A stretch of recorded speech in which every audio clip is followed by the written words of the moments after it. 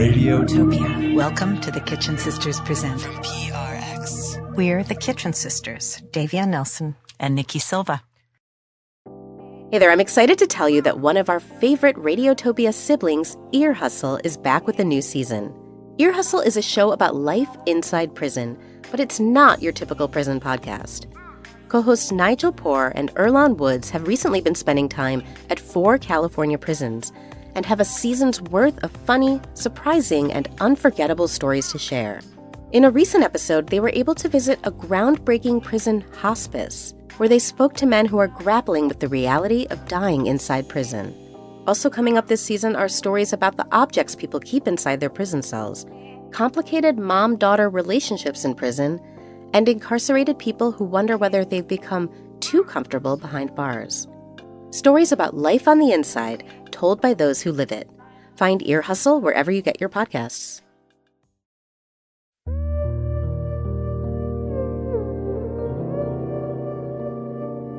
On April 12th, 2024, Eleanor Coppola, artist, filmmaker, mother, and wife of director Francis Ford Coppola, died at her home in the Napa Valley, surrounded by family. She was 87 years old and had lived a most remarkable life. Shortly before her death, Eleanor had completed her 3rd memoir. In it, she wrote, "I appreciate how my unexpected life has stretched and pulled me in so many extraordinary ways and taken me in a multitude of directions beyond my wildest imaginings."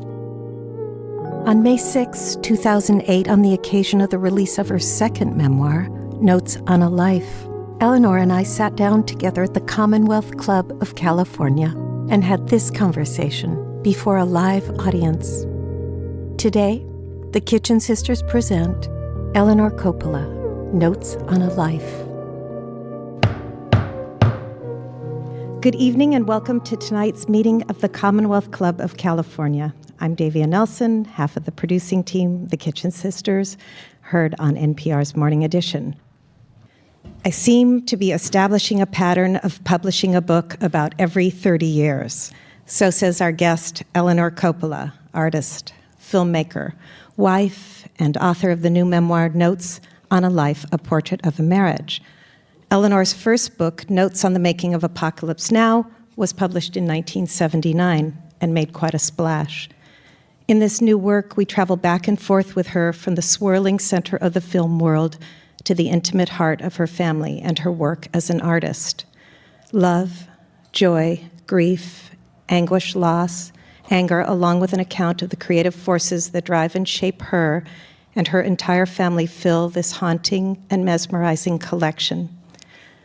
Eleanor Jessie Neal, born to an Irish-American family in Los Angeles, seems to me one of the most unlikely people to have been cast in the role of Eleanor Coppola, wife of filmmaker Francis Coppola, mother to Giancarlo, Roman, and Sophia.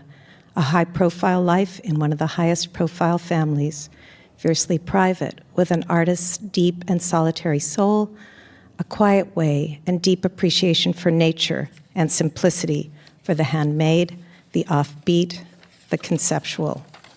2 books, 2 grandchildren, some 10 films, including her remarkable documentary footage that became the basis of the award-winning film Hearts of Darkness, A Filmmaker's Apocalypse, and The Making of Virgin Suicides, a chronicle of her daughter Sofia Coppola's first feature.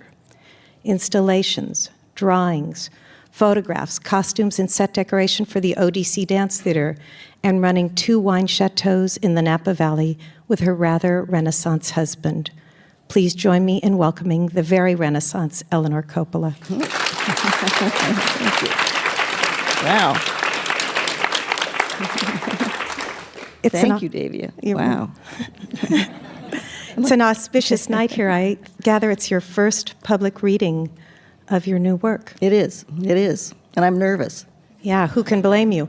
So let's just get right to it then. Why don't we start with a reading on page 55, Notes on a Life. May 15th, 1998, Los Angeles. I'm outside having brunch in the courtyard of the Polo Lounge at the Beverly Hills Hotel. My feet hurt in my too tight patent leather loafers. I'm sorry I wore them. Frances and Sophia are seated across from me, talking intently. I am looking at the light falling on the centerpiece bouquet of miniature orchids and their pattern of shadow on the white tablecloth. I can smell star jasmine climbing the columns supporting the mushroom-shaped roof over our heads. I hear the clinking of silverware on china plates, punctuating the murmur of conversations woven together around me. Yesterday was Sophia's birthday. She turned 27. She is beautiful in an imperfect way. Her brows are pinched together as she concentrates on what Francis is telling her and writes notes in the red leather agenda he gave her for Christmas. She is going to direct her first feature film starting next month. It is a low-budget production with a script Sophia wrote from a book called The Virgin Suicides. I can hear Francis say, "Sit right next to the camera so the actors can see you. See you're in control. Remember, the actors' hands are almost as important as their faces. Hands are very expressive. If you cut hands out of the frame, you're losing 30% of the performance." I am very happy for Sophia, happy that Francis is being such a good father and mentoring her. But I also feel a hot, aching jealousy in my chest. I'm trying to just notice my emotions, the way I was instructed in Zen meditation, to neither wallow in them nor push them aside. My father died when I was 10. I felt handicapped as I made my way into the adult world without his support and guidance. My mother gave me good values, but she couldn't help me in the outside world. She didn't go beyond her home. Her sisters-in-law were all excellent homemakers, good cooks and seamstresses, made jams, casseroles, and curtains. My mother wasn't interested. She was considered eccentric and fought depression. She wanted to be a librarian and spend her days with books, but work wasn't an option in her marriage in her day. She read a lot and neglected her housework. My teenage rebellion consisted of baking perfect lemon meringue pies, sewing all night, and working 2 summer jobs, things my mother didn't do. As a young adult, I longed for my father. He had gone to art school in France, worked in Mexico, and been a political cartoonist for the Los Angeles Examiner. I felt terrified as I dropped out of college for a year, traveled to Europe, and changed my major to art. I imagined my father would have encouraged and mentored me. Francis and I married quickly in Las Vegas. I hadn't met Francis's parents.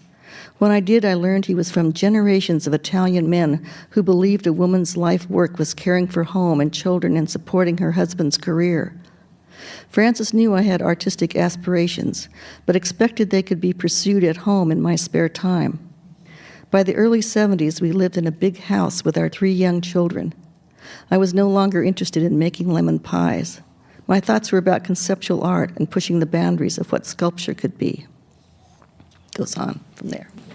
Thank you. I wonder, as you're taking these notes, as you're writing these memoirs, what are you writing into? All day I kept going, are these scraps of paper you have around? Are they notebooks? What form did these take over 30 years? They mostly begin on scraps of paper on an airplane or sitting in a waiting room somewhere, or I always say I'm going to have a notebook in my purse, and then I forget it, and I have to write on the back of a receipt, and just anything that's at hand. And I think it's so convenient that all you need is a pencil, and somebody, if you don't have one, you can borrow one, and a scrap of paper on the back of your sandwich bag. I don't know, there's always something to write on. So I just have piles of notes on scraps, mostly. Do you know why you keep a journal, why you write? I just feel drawn to it. Sometimes I'll be in a restaurant and I'll just hear a little snatch of conversation. I'll think it's so neat, I just want to write it down, and then I write something else connected to that and just kind of keep, it's sort of like knitting, just sort of something kind of grows out of some experience I'm having. And sometimes I write out of being alone. I'm alone somewhere, and it's like I want to write a letter to a friend and say, oh, I saw this, and I felt that, and it's not really directed at a specific person. It's just kind of me explaining whatever's going on. I think maybe ultimately I'm just sort of explaining myself to myself. In the book, most of the book is written in the present tense, I am flying versus I flew to. I'm wondering how you picked that point of view, or why you write that way? Are you even aware you write that way? I hadn't thought about it, but it is immediate. Maybe it's related to a documentary film. You want to present what is right now, this minute going on. And it's less about sort of reflecting in the past. It's something I'm writing about currently at that moment. Will you go to page 29, Ellie, and we're just going to stagger the evening with readings and questions. November 14th, 1991, Los Angeles. Last night, Frances and I went to a birthday party for Carrie Fisher and Penny Marshall at Penny's house. Several times during the day, I felt waves of dread. Some of my most uncomfortable moments were at Hollywood parties years ago. In the late 60s, Frances was the hot new young director in town and invited everywhere. I remember going to parties at famous people's houses and not knowing anyone, finding myself sitting in a chair at 3 a.m. on Joan Collins's deck, everyone in the pool swimming nude but me. So, Eleanor Jessie Neal, you met Frances Coppola on the set of Dementia 13. What was a nice girl like you doing on the set of Dementia 13? Well, I was recently graduated from UCLA, and I was dating a cinematographer who was part of the UCLA filmmaking group there, and Frances got this opportunity to make a really super low budget, the $10,000 variety in Ireland, and this boyfriend of mine was going to be the cinematographer. I said, well, get me a job on it. That sounds fun. And so he got me a job as the assistant to the art director, and I had to pay for my way over there, and I got $100 a week in room and board. And in the course of it, I met Frances, and he was the writer-director of this project, and he had a girlfriend, and I was kind of with the cinematographer, and both of our relationships kind of faded away, and we ended up with each other, but we began as friends, and I've always felt that was the real underpinning of making a long-lasting 45 years marriage, that we began really as friends and associates in this creative process that he was involved in, and then it grew out of that. Okay, that just brings to mind one more reading, then we'll get talking. How about on page 171? I think that's where we should head. Where? I have 172 in my book. I have the galleys, and Ellie just yesterday, I think, got why don't you hold up the cover of your book just for celebrating this book and its launch? And it's on February 15th, 2003, Napa. Okay. February 15th, 2003, Napa. I joined Frances at Turtle Inn in Belize to celebrate our 40th wedding anniversary. I brought 2 photos I put in a double silver frame, one taken of us during our wedding dinner at a Las Vegas supper club, and another taken recently. In the first, Frances is dressed in a dark suit with narrow tie. His young face is clean-shaven, and he is wearing thick black-rimmed glasses. His head is turned, looking at me sweetly. I am wearing a little hat with bows perched on my long dark hair, swept up in a French twist. I am looking shyly, tentatively toward the camera. I had learned a week earlier that I was pregnant. In the second photo, we are sitting on a wicker sofa on the front porch of the big house in Napa. Frances has a full beard, nearly white. The rims of his glasses are thinner, his body heavier. He is wearing a vintage Hawaiian shirt and looking into the camera with his arm around me. My hair is short, dyed light brown to cover the gray. I'm sitting a little forward, leaning into the strength of his chest, traces of a bemused smile on my face, as if I am slightly surprised to find us still together through all the ups and downs of our lives. I realize now my life was shaped by pregnancy. In 1963, abortion was illegal, and I had neither the courage nor the knowledge of how to have an illegal abortion. When I found out I was pregnant, Frances was on location working on a Roger Corman film. I had several days to consider my situation before he returned. For me, there were only 2 options: to go away somewhere to have the baby and let it be adopted, or get married. I tried to use my calmest voice when I told Frances, so he would not feel pressured. He was overjoyed. He said, "I always wanted a family. We got married the next weekend. This book is so striking to me, knowing you. You're a quiet, not always, not 100% of the time, but a more soft-spoken person and private. And in this book are these deep revelations, these things most people don't put on bookshelves. I'm wondering those two sides of yourself. I do have those two sides at war with each other. I think there's that part of me that is so fiercely private, and then I always wonder why I would write a book about my life. But somehow, these are issues that I'm done with, or it's really in the past, or it just is, it's just the truth, is one of those questions I can't totally answer. I have to ask, why do you think I'm doing? I've known Davia since, 25 years at least. A long, long, long time, so it's really a pleasure for me to be here with her. You're listening to the Commonwealth Club of California radio program, and we're talking with Eleanor Coppola, artist, filmmaker, and author of the new memoir, Notes on a Life, A Portrait of a Marriage. Why that title? How did you come to that title? Well, I had written this other book called Notes. So when I turned in the manuscript at one point, I just called it More Notes, I guess. And my wonderful editor, Nan Talese, who edited the first book and stayed a friend for all these years, she's, of course, married to Gay Talese, the author, and we reminisce a lot about we WASP ladies married to these Italian artists. She kind of came up with this, Notes on a Life. I credit her. And Portrait of a Marriage? See, that's not on this cover. That's dropped. It's not a portrait of a marriage. We decided that's not what it is. It's a lot of things. That's certainly part of it, but that's the artistic process, the evolution of a title. Okay, let's open it up to the crowd here. What women artists have influenced you?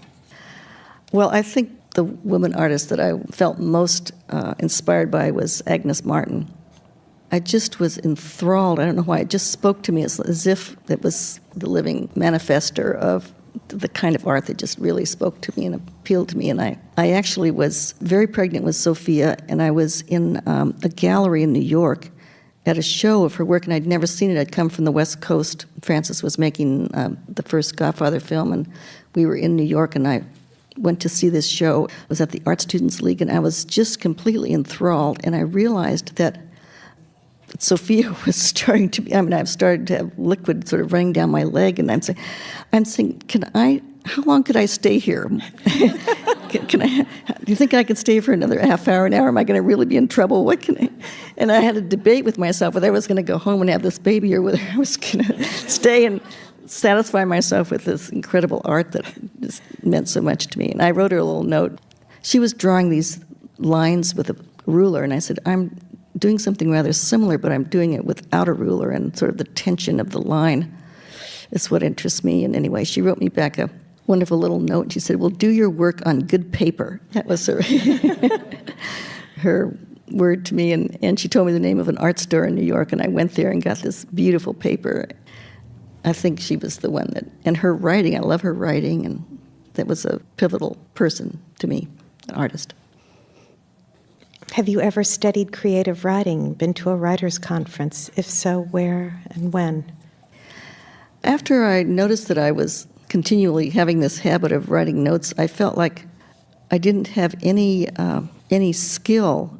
I had sort of the heart of the idea, but I didn't have any skills.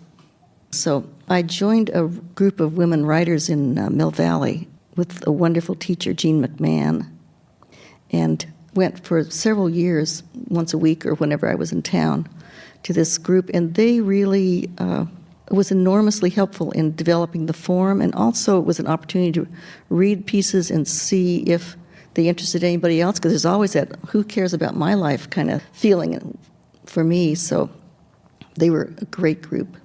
I went to them up until a few years ago. Well, I'm going to go back to the book, because Sophia's birth story and Agnes's work sort of inspires one. Page 237. July 10th, 2004, Napa. Marlon Brando died last week. Random memories of him have been coming to mind. When Francis started shooting Godfather in the spring of 1971, I didn't meet the film's fabled star right away. There were major production difficulties, with rumors that Francis would be fired or Marlon would be. I was occupied with our 2 young boys, Roman 5 and Gio 7, and very pregnant with Sophia. We were living in a small, cramped apartment in New York City. It belonged to a relative, and we were there rather than leasing a place in case Francis lost his job and we suddenly returned to California. One evening during the second week of May, George Lucas and his wife Marcia were visiting, waiting for a night flight to London to begin a backpacking trip through Europe. Francis was still at work. We were sitting around the kitchen table, looking at my huge belly. George said, "You could have it on my birthday, you know, it's tomorrow." We laughed. They left around 8 p.m., and about an hour later I began having labor pains. I called the production office. Someone was sent to find Francis. He was in the screening room watching dailies. I called the doctor. He said, "We'll come after midnight. If you come before, you'll have to pay for a full day today." It sounded right. We didn't have much money. When Francis got home around 10 p.m. and saw me experience a few pains, he said, "We're going." Sophia was born at 2 a.m. on George's birthday. When she was about 3 weeks old, I took her to the Godfather set. The production was shooting in the garden of a big house on Staten Island. It was the wedding party scene. Marlon was waiting in one of the upstairs bedrooms. His makeup man and hairstylist were with him. Francis introduced me. It was the first time I really understood what charisma was. Marlon took my hand and looked at me with such charm. He spoke in that voice. I felt as if I were standing in a special beam of light, and he found me utterly fascinating. It was a fleeting moment, as I imagine a hit of heroin to be, stunning, short-lived, and dangerously seductive. Then Marlon turned to Sophia. He lifted her out of my arms so tenderly, holding her with an ease that only comes from experience. He looked at her with intense interest, examining her long fingers and tiny toes. A few days later, a little gold bracelet arrived. The card said, "Dear Sophia, welcome to the world. Love, Marlon." Somewhere over the years, the card and bracelet have been lost, but I still write, "Welcome to the world" on baby gifts I give. I'm going to steal that page from Marlon Brando, too. Welcome to the world, I want to say.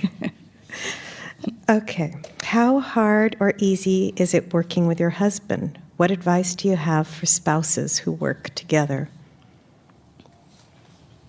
Gee, I guess that depends on the spouse and you. My husband and I are quite different, obviously, and we've kind of now established this pattern of me shooting documentary footage of his projects. I've just come back from Argentina, where he's working now, and I shot some material there. It gives me a way to be on the set with him and not just be bored out of my mind. The filmmaking process, I think any of you know who've been around it, is very slow and laborious and boring at times. And also I just can't stand there and watch everybody have a job and be creative, and I'm just sitting there waiting for the lunch call or something. So having a camera, the documentary camera, it really makes me really alert. It's like fishing in a way. You're waiting for something that might be interesting to happen, and then you want to have your camera turned on, or you want to be able to turn it on quickly, and sometimes you think it's going to be this big scene between this actor and the director that day, but it isn't at all. There's something going on to the side, and you have to be willing to give up what you expected to shoot and shoot what really is interesting. And so it's very stimulating and exciting to be constantly on that kind of alert. To what extent are women, especially women directors, discriminated against in the film industry? Well, I think women have to struggle in any of those kinds of professions that have always been dominated by men.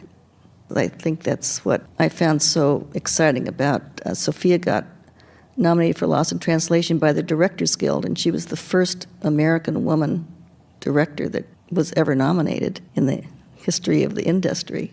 So it is a long, slow process for women to grow into the highest level of those professions. Will you describe to the audience the first film you ever made? The first film I ever made? The potato film?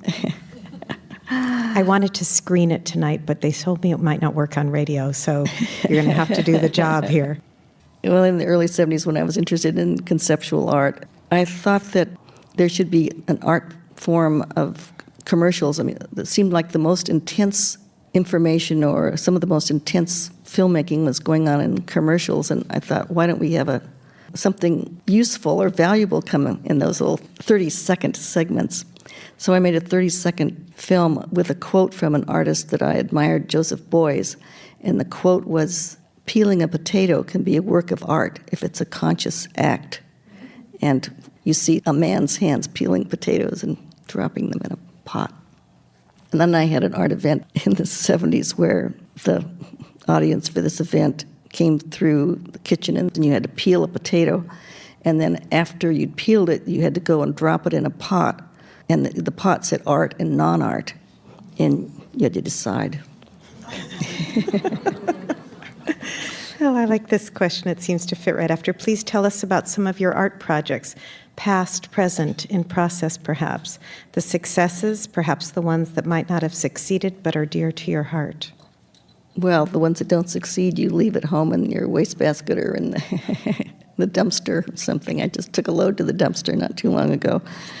Right now, the next thing coming up is the Circle of Memory project that I've made several times here in Oakland in an art gallery, and in San Diego and Santa Fe, and last summer in Montpellier, France, and this summer it's going to the Salzburg Festival. This is a cairn made out of straw bale that creates an installation that commemorates children who have died or been lost.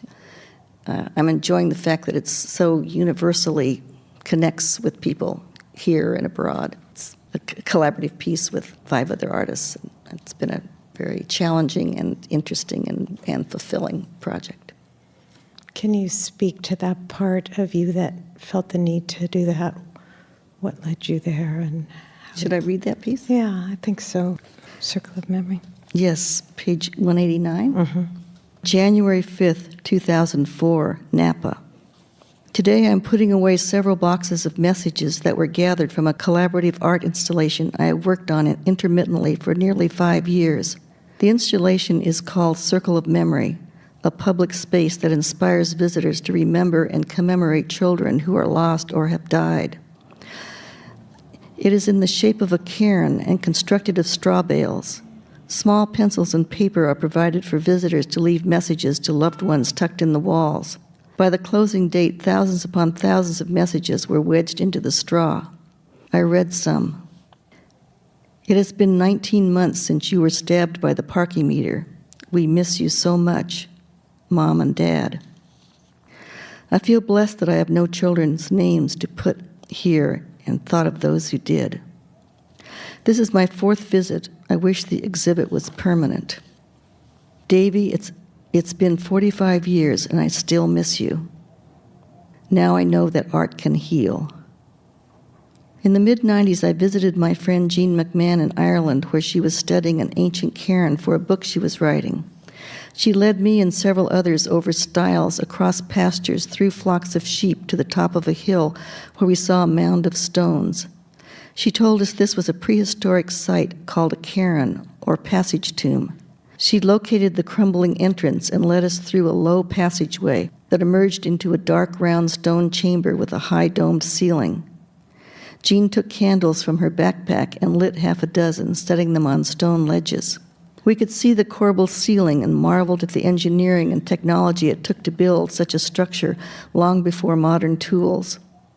Cairns were built about 5,000 years ago, Jean said. Bones were found in perfectly round stones. It is thought the rituals pertaining to death and renewal were performed here. We could see small round holes carved in the large stones that looked as if they would fit a marble, and also complex patterns of spirals cut into the rock. Jean suggested we create a ceremony ourselves to commemorate people who had died that were important to us. We stood in the semi-darkness and took turns saying names of loved ones. We named grandparents and favorite authors, but when I finally said, "My son Giancarlo Coppola," I felt unexpected, intense emotion, as if I were connected to all the mothers who had lost children down through the ages. What happened the first time you brought your family into the circle of memory? The first time you constructed it and they saw it? Well, actually, the first time my collaborators and I created it in a barn in Napa just to see, I felt this incredible emotion, and I wondered if it was because I was in this stone cairn, or if it was something about the shape of it, the technology that was known thousands of years ago, that's sort of an emotional technology. I didn't know, but I built a small studio on a hillside there in Napa for my work, and it was built out of straw bale, and the bales had such a great smell and such a aroma, and the texture and the weight of it somehow, I just really found it appealing. And I thought, well, what if you tried to build a cairn out of straw bale? Would it have the same emotional impact that the stone one had? So I built it in this barn, and in the process of building it, you're busy, you don't know what you're doing exactly. But anyway, Francis said, I need that barn back. I'm going to rehearse in it. And so I asked him to come out before we tore it down. And I could hear in his voice, okay, all right, I got to go see what the wife is doing, and interrupting him. And he came out, and as he started down the passageway, his body just kind of relaxed, and I could just see him kind of melt a little bit. And he came in and sat down in the semi-darkness. And I looked over, and a tear was kind of rolling down his cheek, and he said, it works. And it does, for some reason. It has a power that I can't explain, or I don't know what the reason is.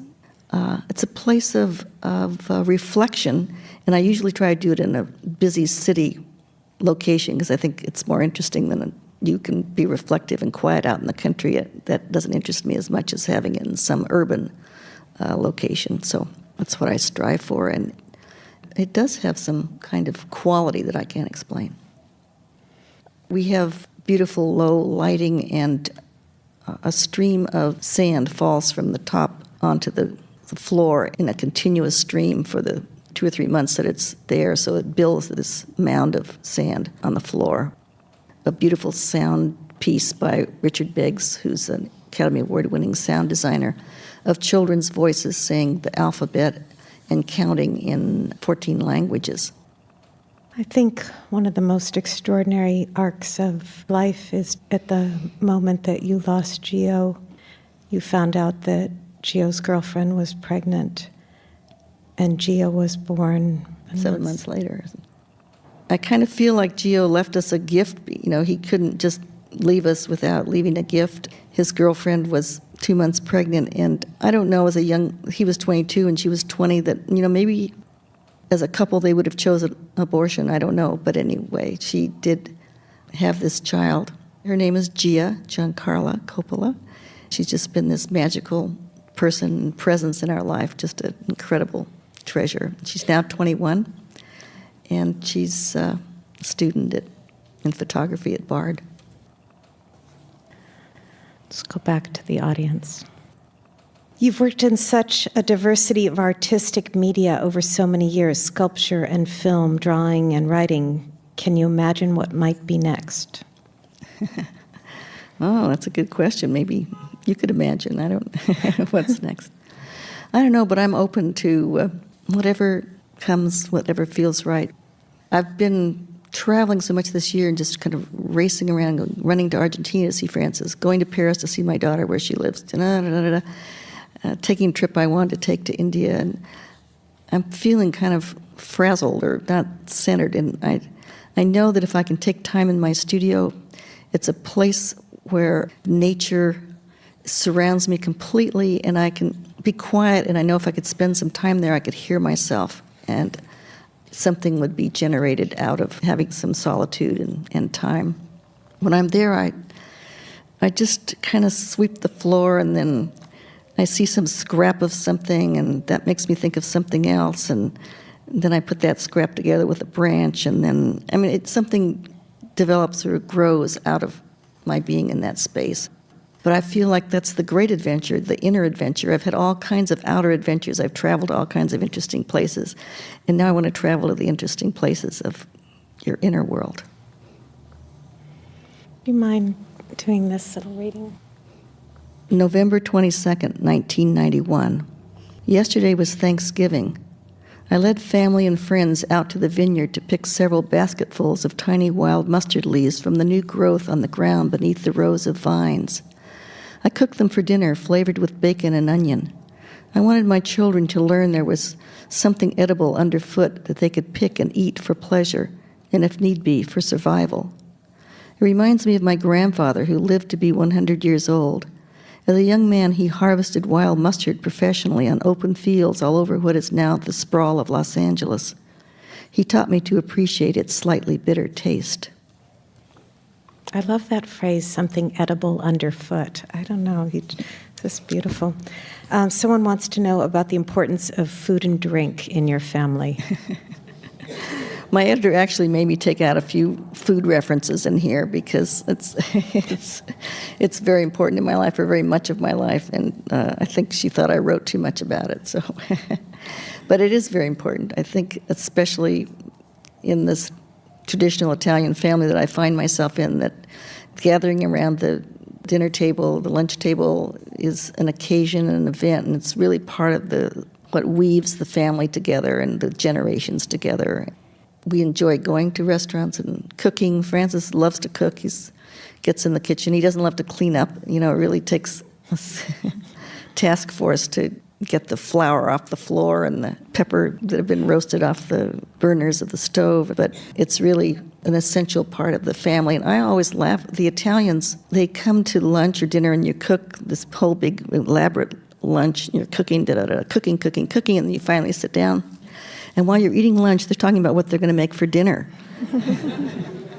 So it took me a while to get used to that. Someone asks, what role, if any, has faith in God played in your life?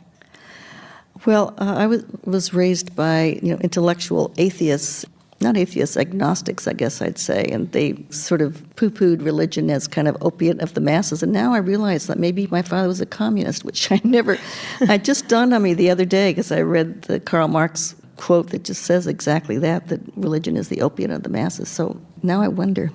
Of course, a lot of intellectuals and artists were communists in the 20s and 30s, I think, so it's possible.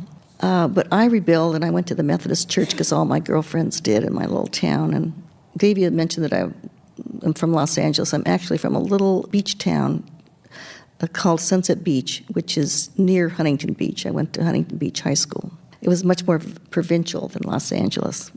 But over the years, I've found that I've searched myself, and I've been involved with the Roshi at the Zen Center in Sonoma Mountain, and that there's appealing aspects of Buddhism. I guess I would be a Buddhist maybe if I were going to have to say a name of anything, but I'm not really a proper Buddhist. I'm very interested in American Indian spirituality too. Like I stand out in my mountain and I thank the great spirits for like how this beautiful nature is here, and I'm grateful for just the light and the sky and the day. So I don't know, I have a mixed mosh of things, but I do feel like I'm a spiritual person, that I have deep gratitude for the creative forces that have shaped all of our lives.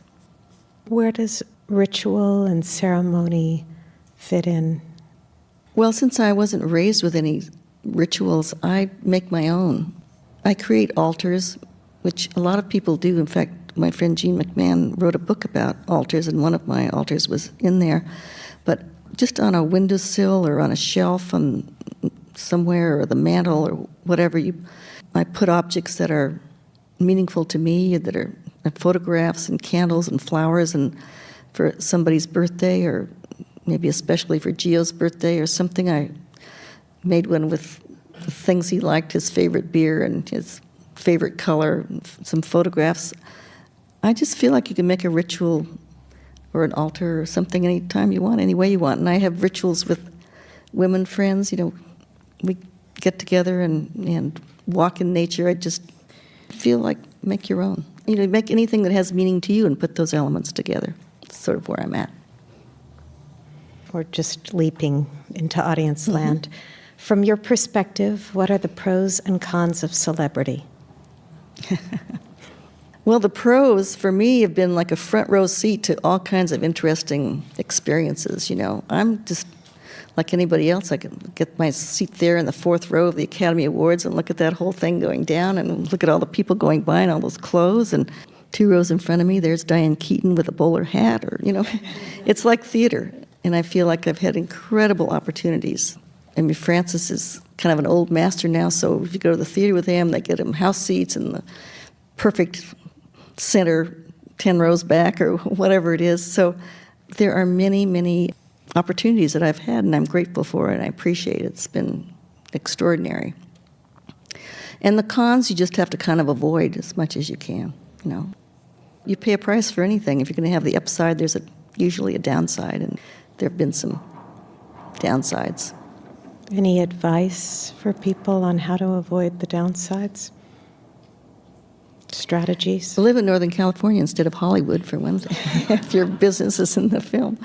Yeah, I feel really blessed to be outside of the constant day-to-day. I know that if you're in Los Angeles, celebrities, they can't walk down the street without having somebody bother them. Actually, Francis is like this big celebrity in Argentina. I guess they don't have that many down there, so he's this international celebrity, and people come to the door and want his autograph. So I'm looking out at the front door, and somebody I've never seen before, and they said, "Is Francis home?" And it's autograph, and I just will give him my CD of my, and my son has a script, and it's like a constant. Yeah, I guess one of the downsides is my mail stacks up like in a mountain of people sending me things to give to Francis or Sophia or wanting something. And I just feel like, there's this person out there that their heart is set on Francis really getting this picture of them, this son's an actor or whatever. So I have a hard time. I can't, they say, just throw it in the trash, throw it in the trash. I can't. I just have to write a little note and say, good luck. I was really struck by one of your notes about on the set of Marie Antoinette. I wonder if you would mind reading just a little bit of this for us. April 18th, 2005. I am tired.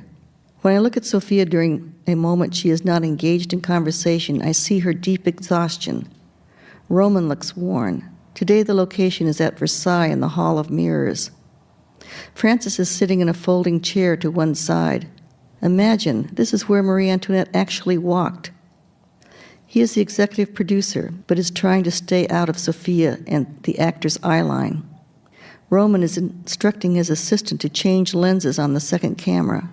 I've put my video camera down for a few minutes to rest my sore arms, while Fiona, my sound person, has gone to get fresh batteries. Sophia is talking to Kirsten, who is wearing the most stunning dress, one of Milena's best. Milena is the costume designer. Sophia is preparing to rehearse a scene between Marie Antoinette and Madame du Barry.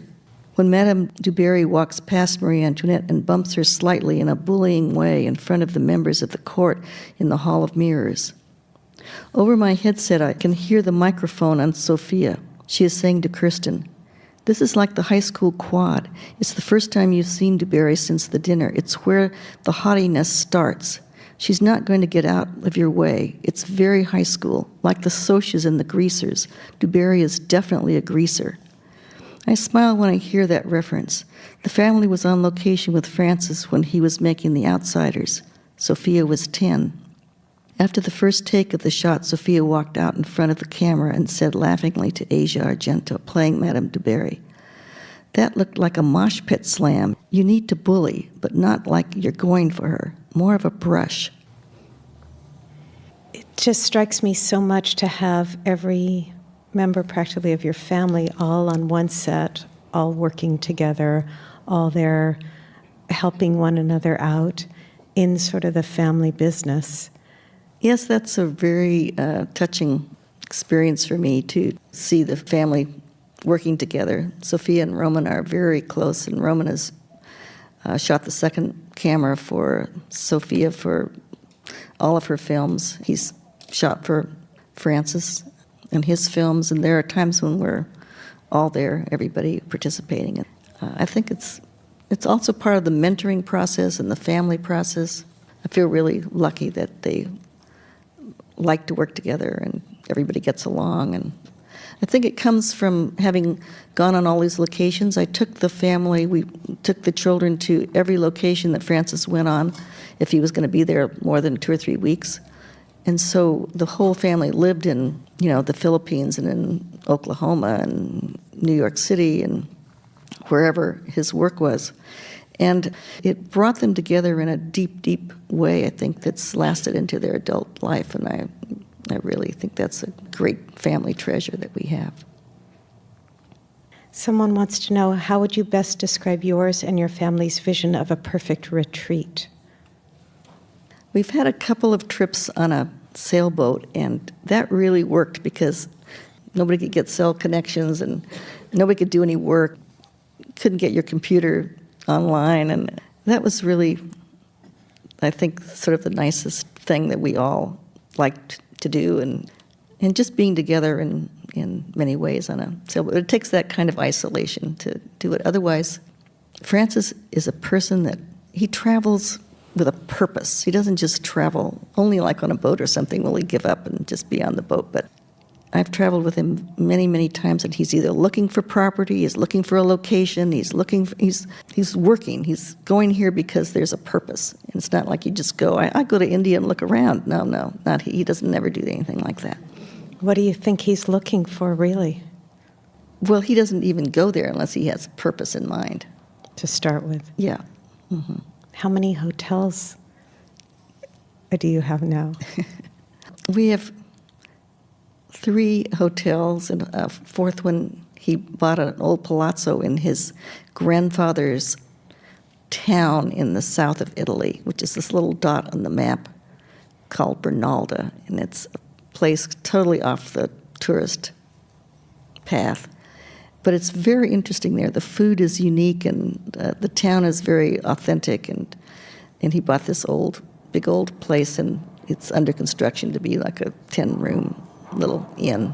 And he was just in Mexico, and he found a property, but it didn't work out. And I don't know what that restless part of him that wants to constantly try something new or start something. And now we have a second winery, and we have one in Sonoma now, in addition to the one in Napa. And it's all under construction. He has all these plans, and he's like planning where the swimming pool is going to be, and there's never been a swimming pool at a winery before. What do you think? And he's like, something's always going on. I just couldn't resist.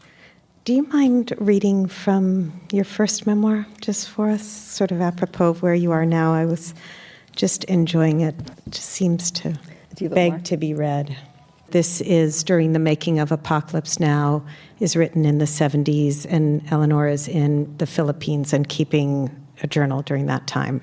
And we're on the set of the French plantation scene. I was talking to Christian Marquand. He said, "Have you seen the big set? It's an incredible construction. It's the best sculpture I've ever seen. It's outside. You can walk all around. There is sky and earth. It is all there for 2 months and then gone. It's like an exhibition, but somehow better." Maybe it was his French accent that separated out the information in some new way so I could hear it. All my life I have wanted to be at the center of the really current, pertinent art scene. Be there when it is happening and know and really be friends with the artists, like when you read about so-and-so who used to play chess with Duchamp or drink beer with Jackson Pollock or something. At times I have followed the art world, met various artists like Oldenburg, Christo, Andy Warhol, Poons. But they were already famous and established. It was after the fact. I just felt my same shy, uncomfortable self, like with any people I don't know well. I have looked for the center of the art scene. I went to Paris as a student. I lived in Venice, California. When I looked for the art scene around 1970, I thought it was in New York. I saw minimal art end and conceptual art come into the spotlight. I agreed with the conceptual art tenet that pertinent art of the mid-70s was not the making of timeless art objects, but about creating events in time and space. But the conceptual art events I went to were mostly dumb and boring. I never felt like I was really where it was at. I know Francis has felt that same thing, wanting to be part of where it really was happening. He has always wanted to be in this wonderful company of artists at the moment that people would talk about later as some golden era. He tried to make it happen in San Francisco.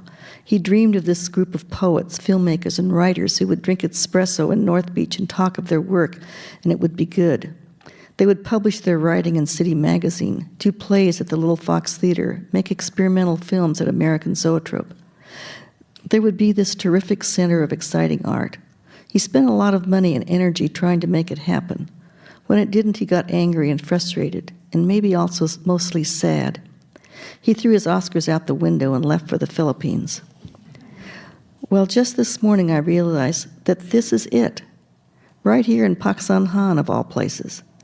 I couldn't see it because it isn't some North Beach cafe or picturesque studio in Paris or a New York City loft. It's right here. Here we both are, right here where we dreamed of being. I started to laugh.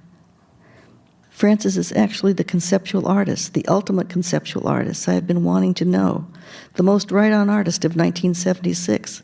This is that moment we've dreamed of being present at. We're swatting mosquitoes and eating mangoes. It doesn't look like it's supposed to, but I'll bet this is the point in time somebody will label as it. I'm still laughing. Ellie, you want to add anything before we sign off here at the Commonwealth Club? You're about to launch a whole new book, go around the country touring it, talking about it. What are you thinking today? Today was the maiden voyage. Well, it is this dichotomy in my personality of what am I doing here in front of all of you. But I'm so grateful that you're here, and I see many friendly and familiar faces out, and I thank you for being here and giving me this opportunity and listening. It's just, it always surprises me that I'm not in the audience, that I'm here. I'm used to being on the other side of the camera or the other side of the microphone, so it's just a surprising experience. Our thanks to Eleanor Coppola, observer, listener, artist, and author of a new memoir, Notes on a Life. I'm Davia Nelson, and this meeting of the Commonwealth Club of California, celebrating more than a century of enlightened discussion, is adjourned.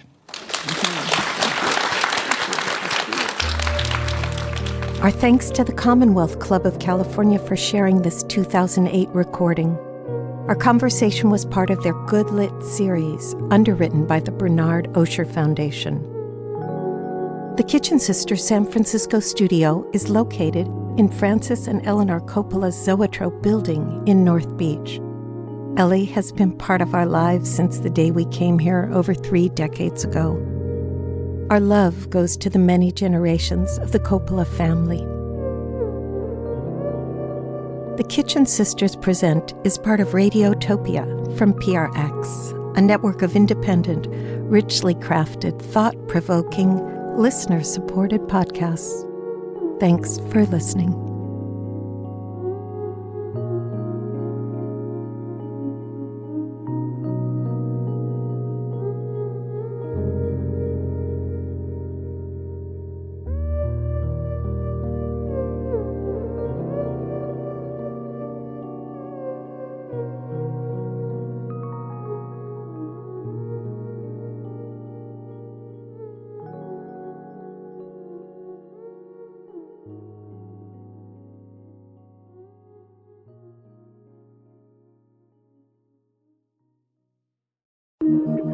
Radiotopia.